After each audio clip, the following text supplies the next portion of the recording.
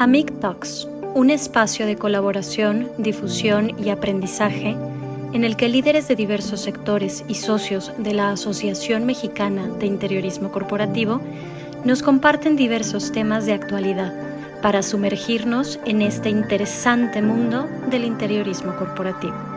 Bienvenidos.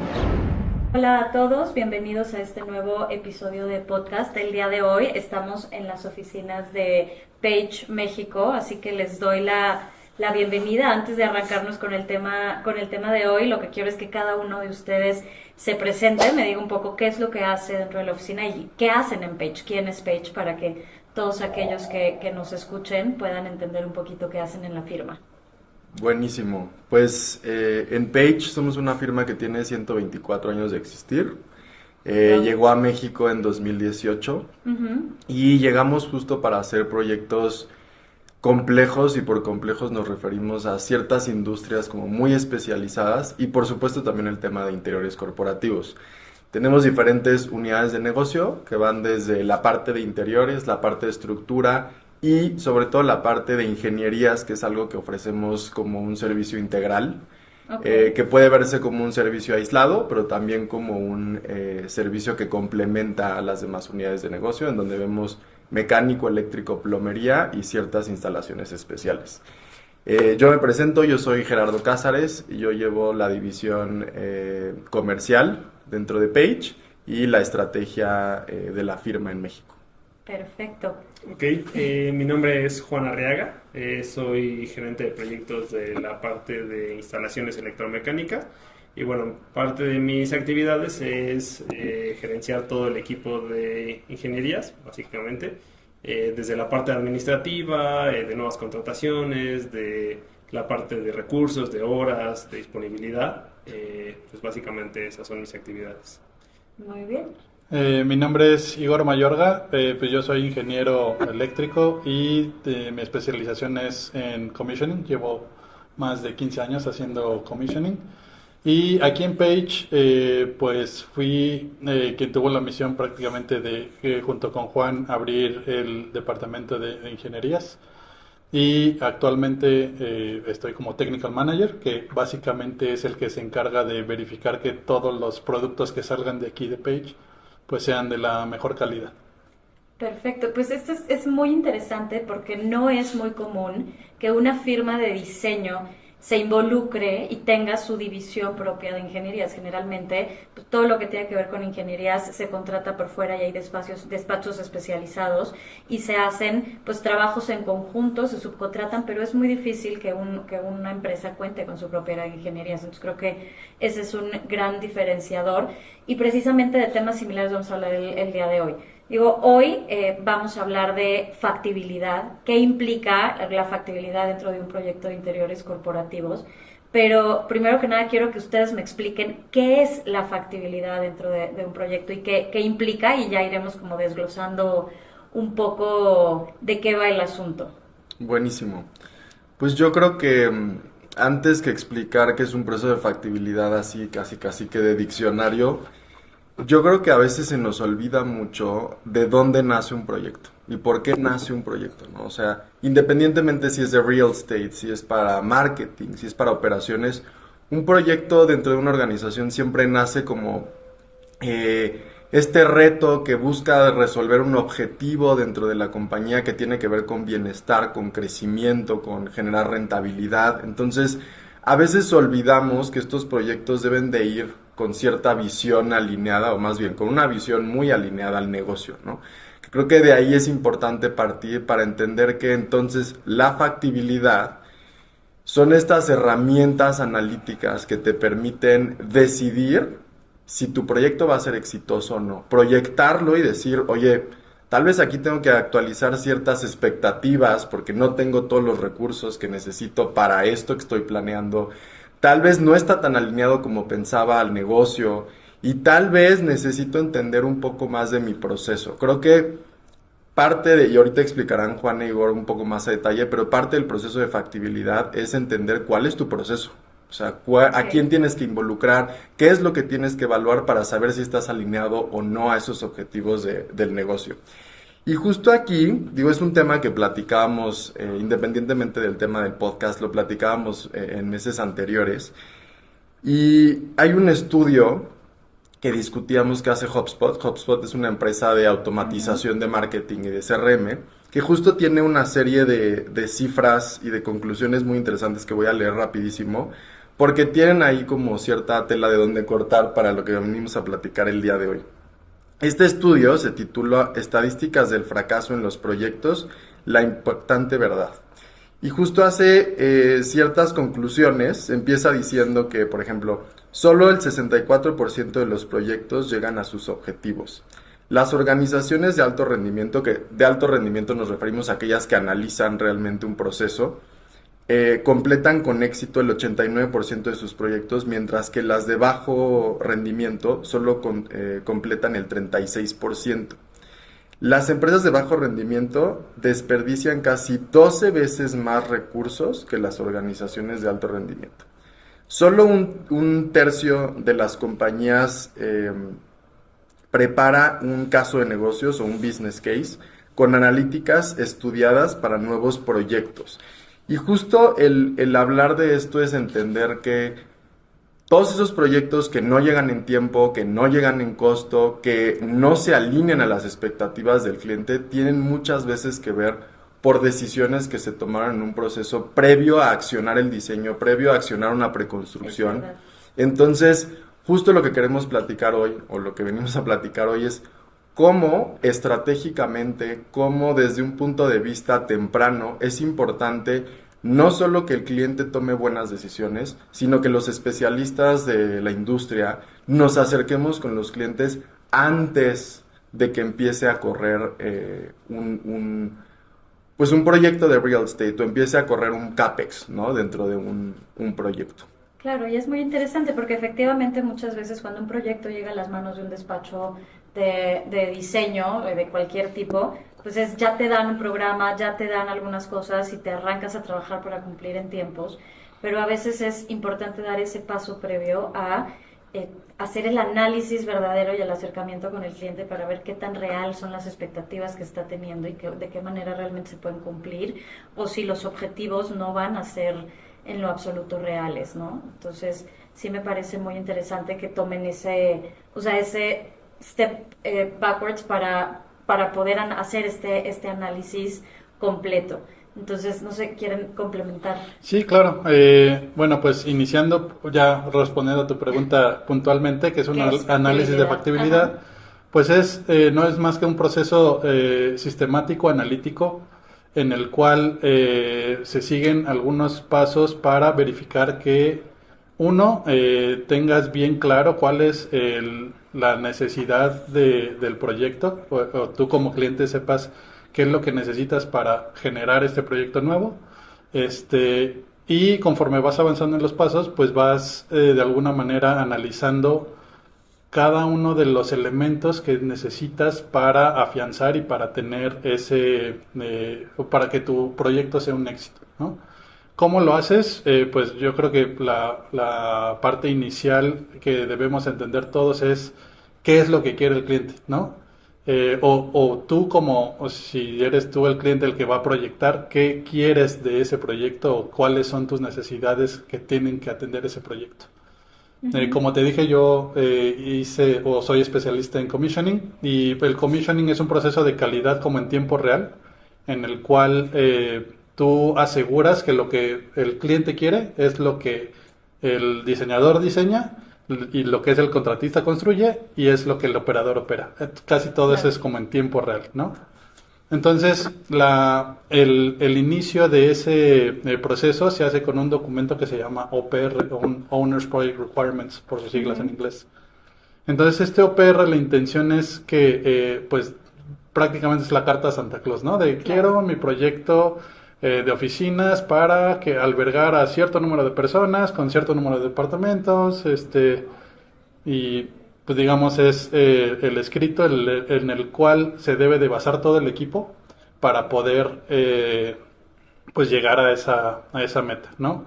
No es fácil porque muchas veces los clientes no saben lo que quieren, pero sí saben lo que no quieren.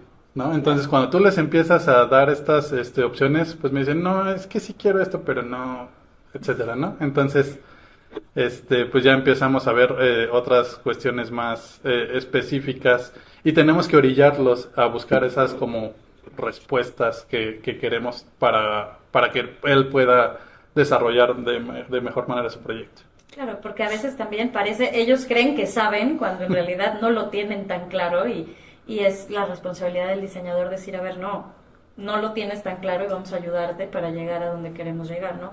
Jorge. Sí, y justamente parte de lo importante es que el cliente primero tenga cuál es su visión, como lo comentaba Igor Higuera, pero también que dentro de ese conocimiento participe no solamente el gerente de proyecto del cliente, que a veces es recursos humanos, a veces es finanzas, a veces es el director por sí solo, pero que pueda invitar al resto de las áreas que van a estar involucradas en este proyecto. Claro. Es decir, que exista una coherencia entre lo que el departamento de IT está pensando que va a hacer para ese proyecto, con lo que el departamento de finanzas está pensando que va a gastar para ese proyecto. Entonces es muy importante que le den esa coherencia, que armen ese equipo, ese grupo para tomar esas decisiones específicas, porque eso les va a llevar a que si ellos ya tienen esa visión muy clara de su proyecto, aunque no sepan la parte técnica, aunque no sepan los específicos, a la hora de que nosotros nos entrevistamos con ellos, vamos absorbiendo ese conocimiento y entonces vamos obteniendo esa información clara y se va trabajando desde antes de la selección del edificio con esa idea, ¿no? Si el cliente quiere un data center, pues bueno, tienes que buscar un edificio que vaya a tener la capacidad para tener un data center dentro de sus oficinas, ¿no? O si el cliente va a querer un showroom o un laboratorio o cualquier cosa específica, antes de la selección del edificio es vital que tenga esa visión clara del proyecto. Perfecto. Y aquí quiero que me cuenten un poco cuáles son los jugadores que se involucran dentro de un proyecto de factibilidad y cuáles son como los objetivos o las funciones de cada uno. Digo, ustedes que llevan el área de ingeniería, tú que llevas el área comercial, hay involucrados diseñadores, pero ¿cómo sería un esquema de jugadores ideal que se van involucrando y cómo se involucran en un proyecto de factibilidad? Yo creo que, existen varias esferas para hablar de quiénes son los jugadores.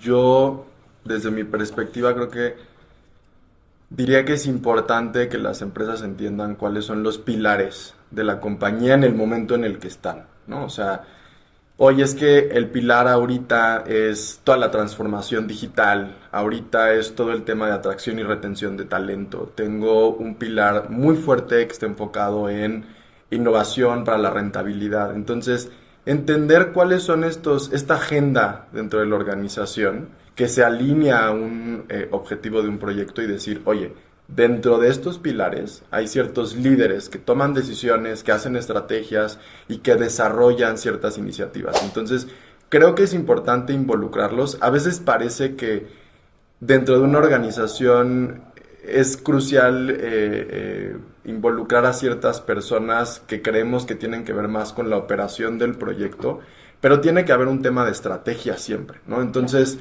saber estos diferentes insights permite entender que, no, pues tu expectativa está allá, la mía está acá y no nos estamos alineando en lo que tiene que ver con el objetivo del proyecto. Entonces, yo diría que se tienen que alinear justo estas expectativas de finanzas, tiene este objetivo, RH tiene este objetivo, la parte de rentabilidad tiene esto, marketing tiene esto, comercial tiene esto. Todos nos alineamos de manera externa hacia el mercado y de manera interna al funcionamiento en lo que tiene que ser.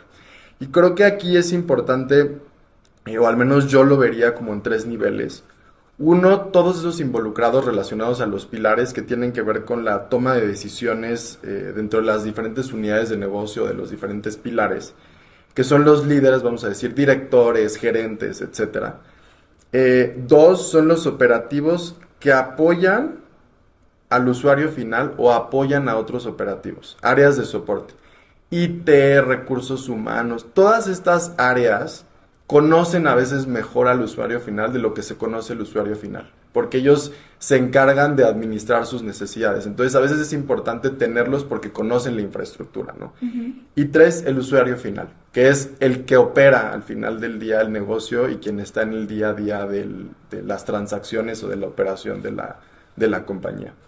Sí, No sé. también, bueno, esos serían los jugadores internos, por así decirlo, dentro de la compañía, pero también participamos, pues bueno, lo que es normalmente una gerencia de proyecto externa, que es el que administra todo el proyecto, administra el presupuesto, hace los RFPs, RFQs, etcétera, y él es el que le da idea o el que hace que todo el equipo trabaje en conjunto a un esfuerzo en común y que se lleguen a las metas que está percibiendo, que se están recibiendo de parte del cliente. Existimos también la parte técnica que seríamos todos los ingenieros, sería la parte arquitectónica que es la parte que diseña todo el proyecto y nosotros somos los que le damos vida a ese proyecto, ¿no?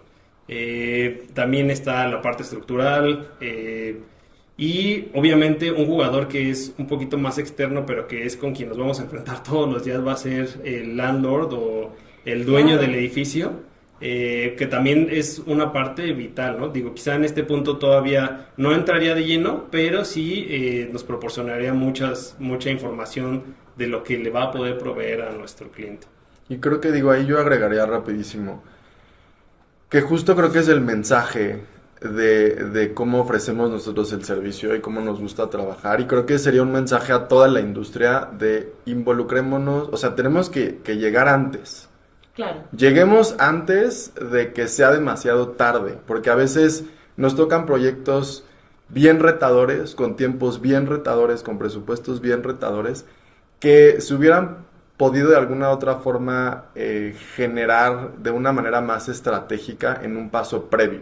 Entonces, el cómo se involucra un project manager, el cómo se involucra una constructora, el cómo se involucra un diseñador, es importante entenderlo desde antes que sucede el proyecto. Y creo que es una práctica que en la industria hoy no existe tan desarrollado, que creo que es importante que fomentemos, para que entonces cuando llegue un broker, por ejemplo, le demos la información al broker para que pueda hacer una buena negociación. Sí, qué ¿no? importante es eso, claro. En algún episodio anterior hablábamos del tema, por ejemplo, de preconstrucción, que en el momento hablando ya propiamente de la obra y tal, lo importante que era que la constructora y la gente que va a llevar a cabo el presupuesto no llegue al final cuando ya le entregas un proyecto ejecutivo y se ponga a sacar números, sino que esté involucrado desde el momento uno para ir verdaderamente verificando que los números van correctos, que el proceso va correcto, que el proyecto va enfocado a los objetivos financieros y etcétera del cliente. Y que es muy importante que la constructora esté involucrada desde antes y de esta manera pues lo haces más eficiente, cuidas mejor el presupuesto, aceleras procesos. Y en este caso creo que es lo mismo, o sea, es nosotros como arquitectos en su momento involucrar a la constructora, pero los brokers involucrarnos a los arquitectos desde la selección del edificio precisamente, ¿no? Porque muchas veces, como tú dices, el que da la información es el dueño del edificio, pero pueden pasar por alto muchos elementos que nosotros o ustedes como arquitectos y firma pues pueden tomar decisiones o orientar de una mejor manera al cliente de esto sí te va a funcionar, esto no te va a funcionar, esto no va a lograr lo que quieres, esto no cabes aquí o este espacio te está sobrando, entonces vas a tener... Y que el broker en teoría asesora un poco, pero no se involucra en la parte de la visualización del diseño, que ustedes como arquitectos pues sí la tienen, o como ingenieros, ¿no? De esto no, y entonces esto nos va a involucrar en el tema de ingenierías, pues esto y esto y esto y esto y esto va a tener un sobrecosto y esto no lo estás viendo, ¿no? Entonces, qué importante es hacer esta colaboración desde el momento uno y no tener tan marcado cada uno tiene sus responsabilidades, cada uno tiene sus procesos, pero que vayamos haciendo este empalme entre las diferentes disciplinas para tener un proyecto mucho más exitoso, ¿no? Sí, y sobre todo que, por ejemplo, cuando el constructor se involucra desde la fase de diseño, la fase de diseño es cuando se toman todas las decisiones con respecto a cómo van a funcionar las cosas, su sistema, pues prácticamente todo, ¿no? Si el constructor se involucra desde el inicio, él va conociendo por qué se toma una decisión de sistema o por qué no se toma. Y participa en la toma de decisión. Y participa en la toma de decisión o a veces aporta el decir, mira, yo tengo esta otra solución que va a salir más económica. Porque lo que nos encontramos, y es uno de los retos, es que nosotros entregamos nuestro proyecto cuando nada más nos contratan a la fase de diseño, el contratista recibe nuestro producto, lo lee y dice, yo te lo puedo hacer más barato. Y entonces todo ese proceso de toma de decisiones que se llevó a lo largo de meses se viene abajo porque sale más barato. Entonces, si estamos compenetrados desde el inicio, esas decisiones no se tienen que tomar al final, que al final ese diseño nuevo ya no va a estar tan bien coordinado, va a tener problemas, etc, etc. Entonces, si podemos participar todos desde antes de la selección del edificio, es lo mejor. Y complementando, creo que no es solo antes, ¿no? Sino después. Por ejemplo, nosotros también como Page ofrecemos el servicio como de CA, que se llama Construction Administration. Esto quiere decir que nosotros le damos seguimiento justamente al diseño que nosotros ya elaboramos. Entonces, sí estamos también de la mano con el contratista. Él está haciendo, obviamente, la construcción y todo eso, pero hay ciertas tareas que le ayudan a él también a que asegure que aunque él cambie algo del diseño, pues tiene como nuestro visto bueno, ¿no? Entonces, Claro. Así también aseguras, uno, que la responsabilidad del diseño pues se queda en diseño y ya no tomas como contratista otra responsabilidad. Y también nos ayuda a nosotros a que nuestro diseño y que a que toda esta planeación y todo este trabajo previo pues no sea comprometido, ¿no? Claro. Y justo aquí venía la siguiente pregunta que un poco creo que ya la contestaron, es ¿dónde empieza y dónde termina un proceso de factibilidad como tal, ¿no? Que puede ser, a lo mejor inicia desde la selección del edificio, termina con el CA, o cómo es este proceso, dónde empieza, dónde termina, dónde dices, hasta aquí está y ya no es parte de factibilidad, y si no es parte del proceso de seguimiento o de etcétera. ¿Cómo serían esas fases? Yo creo que tiene mucho que ver con, uno, cuáles son los objetivos del proyecto para entender qué tan complejo es y qué tan complejo va a ser el analizar si es factible o no. Empieza, yo diría, cuando pones todas estas herramientas analíticas y pones todas las variables dentro de una licuadora y empiezas a decir, necesito que el resultado final sea un go, pero este go o esta aprobación donde ya medí a nivel financiero que funciona, ya lo alineé al negocio y estamos todos ok, ya todos tenemos las mismas expectativas y creemos que vamos a llegar al mismo resultado, se mete información de valor. Que esta información de valor, ¿cuál es el objetivo? Que tomes decisiones, pero al final, no sé si es un documento, pero debería de ser un resultado de ciertos indicadores que me digan, a ver, yo ya evalué que el proyecto es válido, pero ya me di cuenta para esa evaluación que necesito A, que necesito B, que necesito C, y se vuelve una lista de requerimientos, que muchas veces esta lista de requerimientos empieza en la fase de diseño. Entonces, sí, yo creo que sí funciona el proyecto, hicimos un business case muy básico y ya estamos ok, tenemos poco tiempo, venga, que empiece el diseño. Y en esa fase no se evalúan ciertos temas críticos, sobre todo de la ingeniería y de la infraestructura, ¿no? Entonces, no tenemos estas conclusiones que se desarrollan en el diseño y en esta fase de factibilidad, el CAPEX era X y resulta que necesitan 20% más porque no hubo esas conclusiones de análisis. Entonces, yo diría que termina justo cuando tienes todas estas conclusiones en donde tu presupuesto y tu tiempo están muy alineados a la expectativa que tienes del proyecto, pero ya son lo más reales posibles. Claro, con un porcentaje ahí de flexibilidad o de contingencia, pero que ya te dan el grueso del proyecto, donde el diseño se va a hacer mucho más eficiente.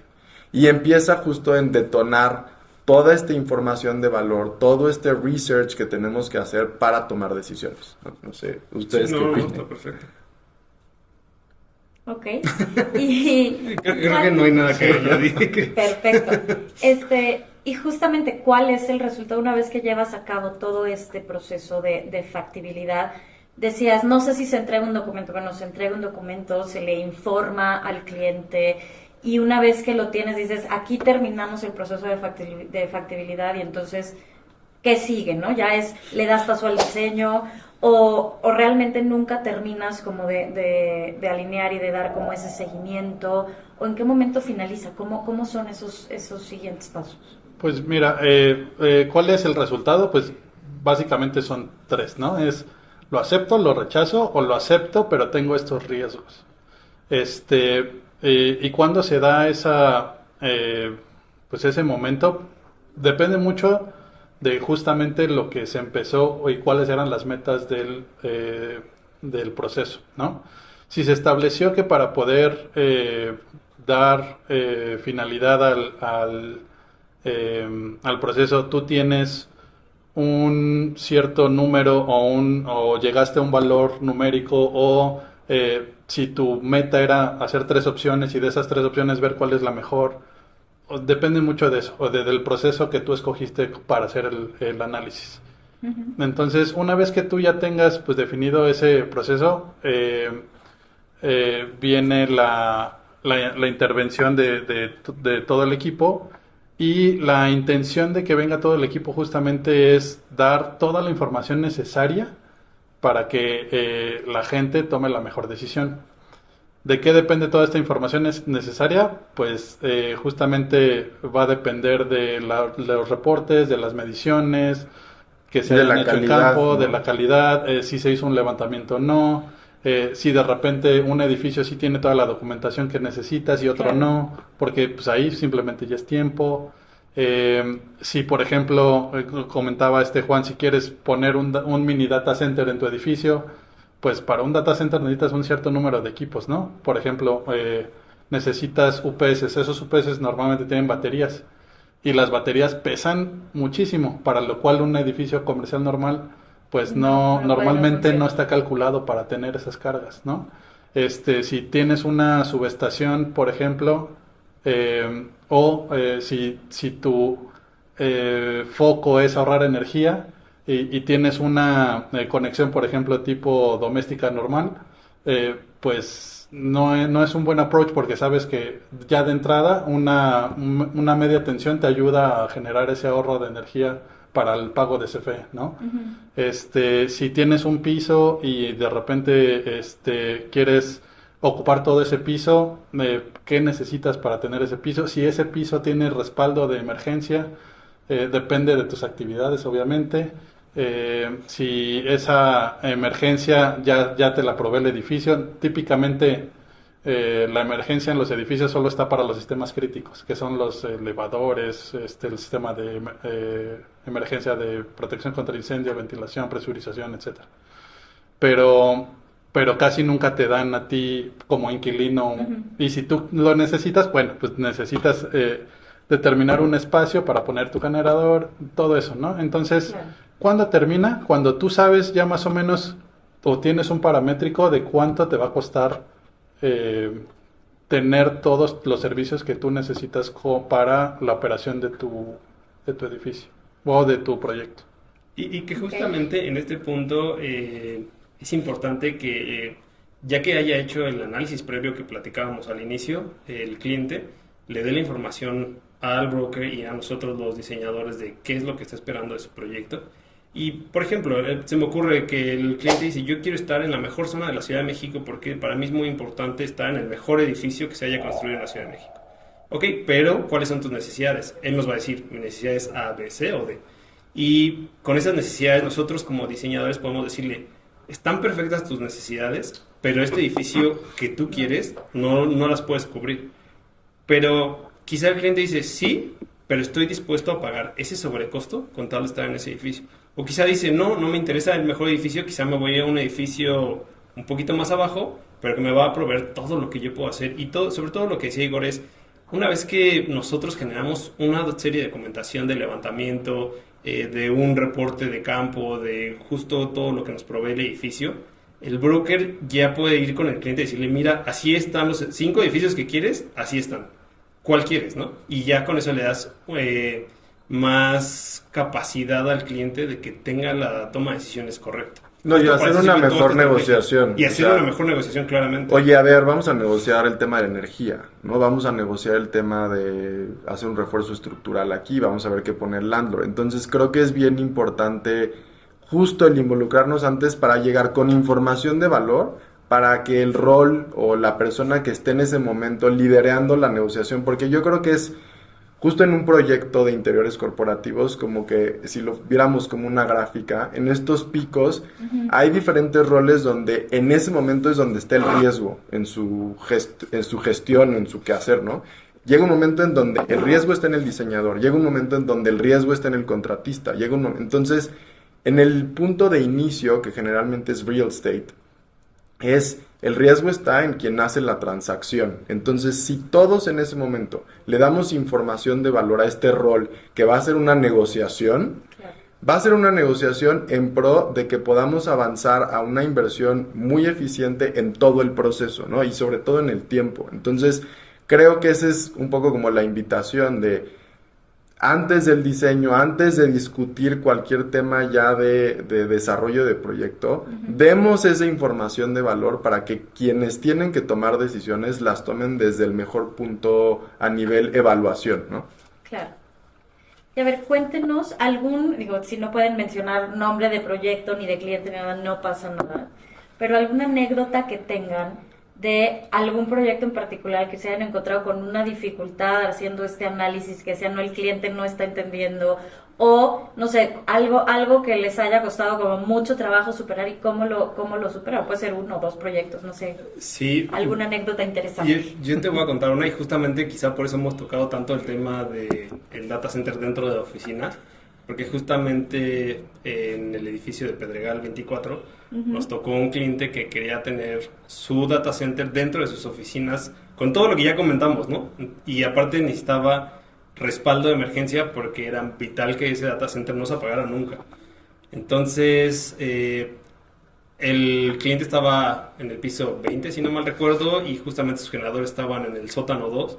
Entonces teníamos que subir todo el cableado, teníamos que tener un espacio para ventilar. La verdad es que fue muy complejo porque técnicamente había muchos retos que tuvimos que ir superando poco a poco y que incluso posterior a la construcción se tuvo que hacer una serie de pruebas para ver que todo funcionaba apropiadamente. Pero sí, parte de lo que el cliente quería era: quiero estar en Pedregal 24. ¿Por qué? Porque es el edificio nuevo, porque es el edificio que me va a traer como eso que me va a aportar a la empresa. Entonces ese proyecto fue muy complicado y la verdad es que cada proyecto tiene sus retos específicos. No sé, Igor, si tú quieres comentar uno. Digo, yo te podría hablar toda la tarde de retos que hemos estado superando en todos los proyectos. Claro. Y en ese caso es reto con el cliente y reto con el edificio también. Y oye, apóyame, ¿cómo puedo proveer todos los servicios? ¿Cómo necesito el espacio? Los cables ocupan espacio. ¿Me caben, no me caben con respecto en los tableros con respecto a todos los demás inquilinos? Pero yo creo que a veces como cliente damos por hecho, ¿no? O dan por hecho que se va a discutir después y se va a resolver después, ¿no? O sea, es como, ahorita yo no lo tengo definido y como no lo tengo definido no puede ser, no tiene prioridad en la conversación, entonces evaluémoslo después y tomemos la decisión ya en el proceso. Creo que como industria es como ha funcionado, es la práctica, ¿no? O sea, lo evaluamos ya en el proceso de diseño y creo que esa es una manera incorrecta de verlo desde el punto de vista de la inversión y desde el punto de vista del riesgo de todos los jugadores, ¿no? Entonces creo que ahí el tema es, oye, si hubiéramos evaluado que tal vez la mejor solución no es tener esta infraestructura aquí,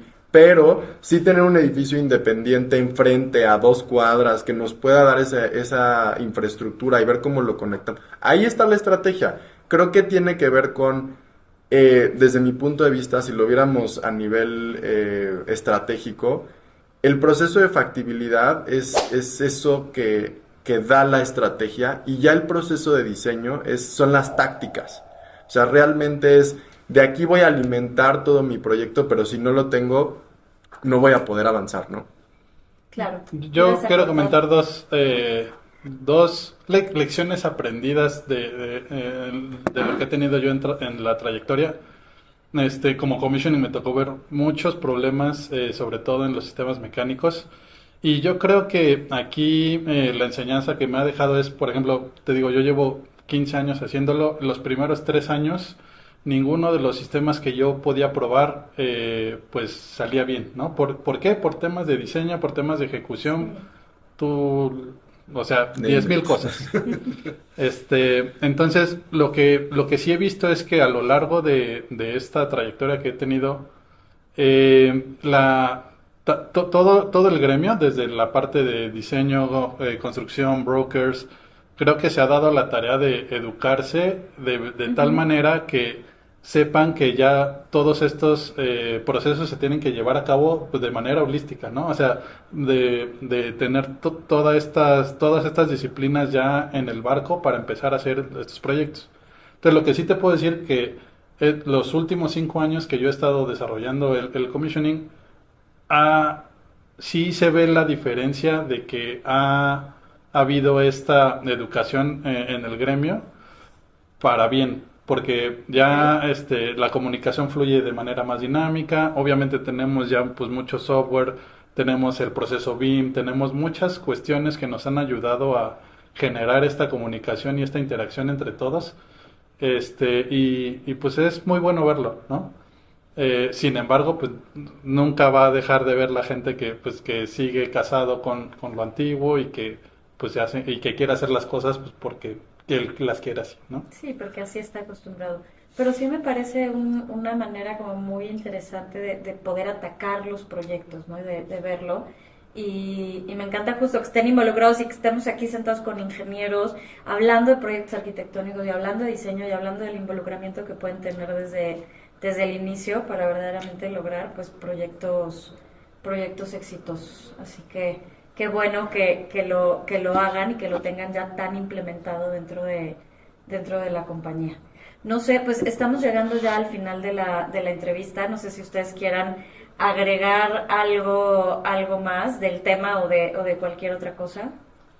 Pues yo creo que nada más justo lanzar ese mensaje a la industria de busquemos nuevas formas de comercializar nuestros servicios, no por solo vender, sino por realmente dar un valor al cliente, ¿no? Y creo que como industria tenemos que empezar a diversificarnos en el tipo de servicios que damos. O sea, creemos que ya tenemos mucho tiempo vendiendo los mismos servicios y haciendo las mismas cosas, y creo que es momento de hacer esta reinvención de Claro. cómo hacemos un servicio que le permita al cliente tener información de valor, que le permita tomar mejores decisiones y que mejore las prácticas de la industria. O sea, que en este proceso de ofrecer un servicio de factibilidad, realmente estemos dando a la industria un beneficio de decir, tenemos mejores tiempos o tiempos más analizados, tenemos mejores presupuestos o presupuestos que están alineados a las expectativas de los clientes, y tenemos un proyecto de calidad, que creo que eso es como un poco lo que tenemos que ir desaprendiendo, ¿no? Para poder regenerar las buenas prácticas de la industria, ¿no? Sí, totalmente. Creo que para hacer proyectos bonitos y con buen diseño hay muchísimo talento en México y muchas empresas y muchas personas lo pueden hacer. Pero un proyecto con un buen diseño, pero con un buen análisis y con todos estos temas adicionales y estratégicos, pues ahí sí, no cualquiera, ¿no? Entonces creo que es un gran valor agregado que se le puede dar a los clientes y que mejora completamente la manera en cómo funciona el medio, ¿no? Sí, justo teníamos un cliente, digo ya solo para cerrar, que tenía una frase que me gustaba mucho que decía, es más fácil demoler una línea que en obra... Demoler un muro. No, borrar un muro, ¿no? Claro. O sea, como justo esto entre diseño y construcción. Entonces, si desde antes se puede hacer ese análisis, si de antes se le puede dar ese valor, va a salir mucho más barato un servicio de asesoría previo a la selección del edificio que tener que comprar generadores, comprar alimentadores, comprar toda esta serie de equipos que te va a salir mucho más caro. Claro. Pues para mí el mensaje es pues trabajar inteligente y no trabajar duro, ¿no? Yo creo que esa filosofía siempre he estado a favor de ella, no porque sea flojo a veces, pero creo que mientras más le inviertas en tiempo a tu diseño, a tus especificaciones, todo eso va a ayudar siempre al final. Va a reducir los tiempos de manera, pues sí, te puedo decir hasta dramática. Uh-huh. Y va a ayudar a que todos los sistemas y a que todos los contratistas quieran trabajar contigo, ¿no? Perfecto. Pues muchísimas gracias por ustedes. esta Muchas conversación, por habernos recibido en sus oficinas. A todos, gracias por habernos acompañado en esta conversación y en este episodio. Como siempre, los invito a seguirnos en todas nuestras redes, a visitar nuestra página web, amicmexico.org.mx, y por supuesto a visitar también todas las redes de Page, que las vamos a poner siempre en nuestras redes, pero si quieren comentar cuáles son sus redes, sus páginas, para que todo el mundo los pueda seguir y buscar. Buenísimo, es @PageThinkMX. Estoy viendo aquí a marketing, que no me regañe. @PageThinkMX. Justo acabamos de abrir la página de Instagram. Estamos próximos a abrir la página web de México. Tenemos una página web global, pero esperamos ya el próximo semestre tener lista la página web de México, que seguramente estaremos dando difusión con ustedes. No, por supuesto, nosotros los apoyamos en toda la difusión y además información de ustedes muy específica la pueden encontrar también a través de la página de AMIC. Así que Buenísimo. Los invito a todos a seguirnos. Muchísimas gracias y nos vemos o escuchamos en el siguiente episodio.